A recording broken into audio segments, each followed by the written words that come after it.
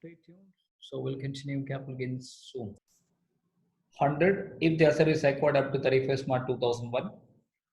So if the capital asset is acquired on or after 1/4/2001, cost of acquisition to index of year of transfer divided by index of year of acquisition. So whereas this is not required in the case of indexation of cost of improvement, because any improvement before 1/4/2001 is not going to be allowed. So we can simplify the formula as cost of improvement into year of transfer divided by year of improvement. So year of improvement or base year, whichever is later, that is not required in the case of improvement, because any improvement before 1/4/2001 is not going to be allowed. But if you take the case of cost of acquisition, when 95 I buy for 100 lakhs, 1/4/2001 value 60 lakhs. I can still take 100 lakhs as a cost. Yeah, whichever is beneficial to me, whichever is at my option now. But if I choose the option of actual cost of the cost, which is purchased 95, how do you index? Because index number starts only from 2001 to. So அதனால தான் பார்த்தா இங்க index cost of அக்விசிஷன்ல wordings வேற மாதிரி கொடுத்துருப்பாங்க.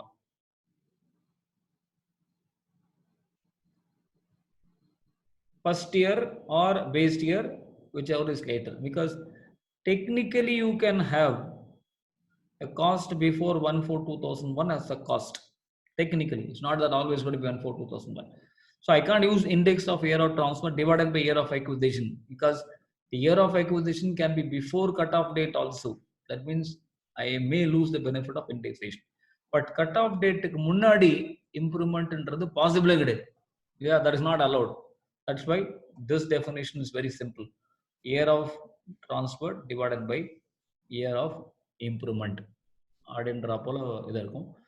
So இந்த stage வரைக்கும் நம்ம பார்த்தோன்னா, we just if you trace it back to computation section, நம்ம பார்த்தோன்னா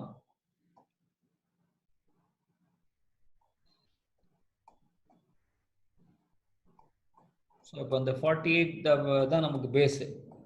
ஸோ அந்த 48 பேஸில் நம்ம பார்த்தோன்னா full value of consideration, actual consideration in 50C the stamp valuation can be taken instead of actual consideration. 50CL I can take fair market value. So those are the exceptions. Apart from it, we also saw certain sections. We didn't dwell upon those sections, but indicated what are the sections. Commission, brokerage will come out at this point. Difference between the two, net consideration. Cost of acquisition, we saw three sections: 55(2)A, 55(2)AA, 55(2)B. 55(2)A for intangible assets, the cost if self-generated 0, if purchased purchase price, but FMU on 1/4/2001 cannot be substituted. 55(2)AA is for financial assets, original shares, original cost, bonus shares 0, right shares if exercised the amount paid for the rights. If renounced, renouncer 0, renounce the amount paid to the renouncer plus the company for will be taken as its cost. Improvement is the capital expenditure which you incur after acquiring the asset. That means after buying a house, you want to construct some additional rooms. So that additional rooms, if you have not claimed as a reduction in any other head of income, then you can claim it as a cost of improvement. But what is very important to note that the improvement after 1/4/2001 alone can be claimed. Any improvement which you incur before 1/4/2001 will not be allowed. So the difference between net consideration minus cost of acquisition minus cost of improvement will be your short-term capital gains. So from the short-term capital gains, you are allowed 4 exemptions. G and GA has been removed from the intermediate syllabus. So we have to only discuss these 2 exemptions alone. So the difference is going to be short-term capital gains, chargeable tax. So இப்போ நம்ம next class வரும்போது இதே ரெண்டுத்தையும் நம்ம பார்த்துறோம் actually 54B and 54D. So again, if you take the case of long-term capital gains, this is same, this is same, this is same. Index cost of acquisition. The reason for indexing the cost of acquisition is the sale value of 2019-20 cannot be compared with 2001-2 to arrive at the profit, because what you can buy in 2001-2 you cannot buy in 2019-20 on account of the inflation. So therefore, the cost of acquisition is allowed to be adjusted for index numbers notified by the government every year based on actual inflation. Normally, index numbers will be given in the examination. To give an example, the index number for 1920 is 289, base year 2001 to which is 100.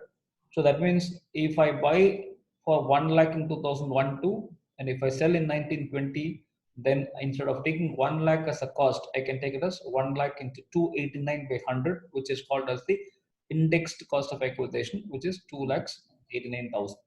So indexation is normally done on the basis of cost of acquisition into index of year of transfer divided by 100 if the asset is acquired up to 31st March 2001.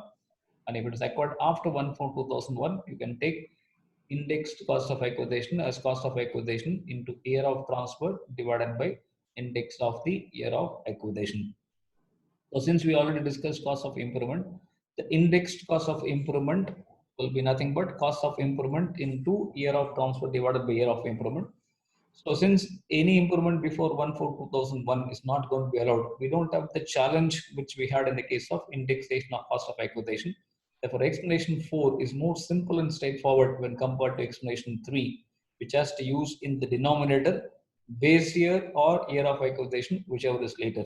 Whereas no such complexity arises for indexed cost of improvement. So what we're going to get after reducing from the net consideration, the indexed cost of acquisition and indexed cost of improvement is the long-term capital gains. Now, those long-term capital gains are eligible for further exemptions under 54 to 54 GB, of which 54, 54 EC and 54F. These three sections are very, very important from the examination point of view. Most of the question comes in the examination on these sections. Basic idea behind the exemptions will be to achieve certain goals of the government. For example, if I want to encourage housing, I will say that you buy another house so that you don't have to pay tax, then people will buy the house. So targeted objective of the government is achieved by this exemption route. So, but typically what you have to look into while discussing the exemptions is who are all eligible for exemption. So is there any conditions required to be satisfied? What is the quantum of exemption? And what are the conditions which are to satisfy to get the exemption? And what will happen if I violate? So the exemptions வந்து ஒரு topic within topic சொல்லலாம். நம்ம business இன்கம்ல டெப்ரிசியேஷனை வந்து topic within topic சொல்லலாம். இந்த எக்ஸம்ஷன்றது topic within the topic மாதிரி வரும் ஆக்சுவலா. ஸோ இந்த எக்ஸம்ஷன்ஸ் வரைக்கும் தான் ஜென்ரலா இந்த இன்டர்மீடியட்ல இந்த கம்ப்யூட்டேஷன் ஆஃப் கேபிட்டல் கெயின்ஸ் டிபோர்ட் வரும். ஸோ நம்ம என்ன பண்ணலாம்னா ஒரு ஃபர்ஸ்ட் செக்ஷன் ஆஃப் நாளைக்கு நம்ம கிளாஸ் கண்டினியூ பண்ணுவோம் நம்ம. ஸோ வில் அந்த ஃபர்ஸ்ட் செக்ஷன்ல இது வரைக்கும் பண்ணதை கொஞ்சம் இண்டெக்ஸேஷன் அந்த 50Cயோட கம்பைன் பண்ணி ஒரு பேசிக் கம்ப்யூட்டேஷன் கொஞ்சம் பண்ணிடுவோம். ஏன்னா அது கொஞ்சம் ஸ்ட்ரெங்தன் பண்ணால் நம்ம எக்ஸம்ஷன் போட்டு ஈஸியாக இருக்கும். ஸோ ஃபர்ஸ்ட் செஷனில் we'll do some problems. Second செஷனில் வில் கோ ஃபார் எக்ஸம்ஷன்ஸ் அந்த மாதிரி போடுவாங்க சார். அதனால் what we'll do we'll continue அந்த மொமெண்டம் கொஞ்சம் கண்டினியூ பண்ணுவோம். நம்ம நாளைக்கு கொஞ்சம் கண்டினியூ பண்ணிக்கலாம் சார். ஏன்னா நாளைக்கு நான் ஃபைனல் கிளாஸ் வைக்கல. ஸோ அதனால் we can continue tomorrow for the intermediate class. But my strong suggestion is இது வரைக்கும் நம்ம டிஸ்கஸ் பண்ணி நீ ஒரு ரவுண்ட் நீ பார்த்துடணும். நீ அதை பார்த்தா தான் உனக்கு வந்து அந்த இது இருக்கும் ஆக்சுவலாக. இந்த நான் ஸ்லைடையும் உடனே உனக்கு அங்கே ஷேர் பண்ணி விட்டுறேன் நான். ஸோ நீ அதை பார்த்தாட்டு வரும்போது இதாக இருக்கும். ப்ராப்ளம்ஸ் போட வேண்டாம், ப்ரொவிஷன்ஸ் மட்டும் ஒரு டைம் எடுத்துக்க வரும். நான் ஏற்கனவே ரிவைஸ் பண்ணிட்டு ஸ்டில் இன்னொரு ரவுண்டு பார்த்துட்டேன்னா நம்ம ஃபர்ஸ்ட் செஷனில் we'll work out some basic problem, then we'll go to exemption. So எதனா டவுட் இருந்தால் மட்டும் அப்படியே நீ அதை கேட்டுறாங்க. டவுட்